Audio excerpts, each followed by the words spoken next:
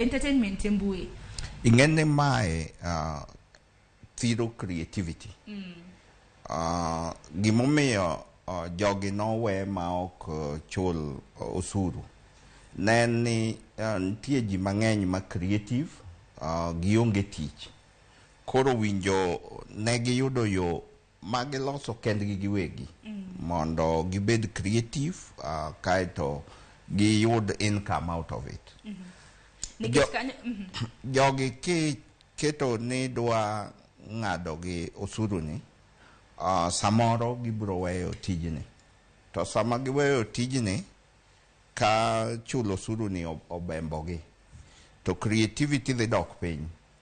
To iyudo kaka od lendo kaka Maruka un gi rules ni local content owinjo bed maromo nade. Koro ma dhi inyo the creative arts sector. Omiyo ato ka pacha to owinjo duoke piny mathin kata nus marma. Kamano. Nikech king'eyo ramna content creators mar mondo michak yudo yuto mane mbui mar YouTube. Ige gima nego bed ni itimo.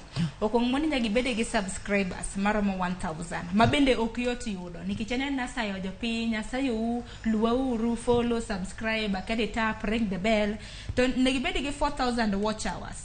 Gi 1000 subscribers. Ingeni mano kaka content creator isedhi misero karamna jopiny mar mondo miyo luwi mondo tim kamano. Majuogi kwana tamala 15 isekedo mitiyo matek itemo. Samoro nyo karamna sime mantiere gi picha maber, samoro karamna ntie karamna editors mabende chulo. Don karamna kawache makama dhidio gi ahinya.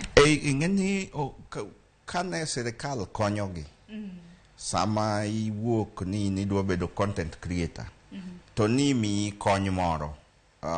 Mar manyo kata subscribers go, ni mi kony moro kata mar equipment midwa tiyogo, to bedo mayot. To kake wache ni jogi ose chandore, to bende nueng'o gi ni ok ong'eny.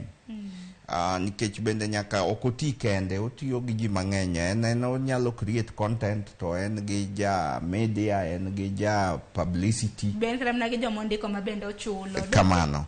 Koro ing'iyo ni jogi kaber to winjo tergi kata turnover tax. Turnover tax than kao withholding tax. Kamano. Osuru machielo daktari mabende walose en mano ma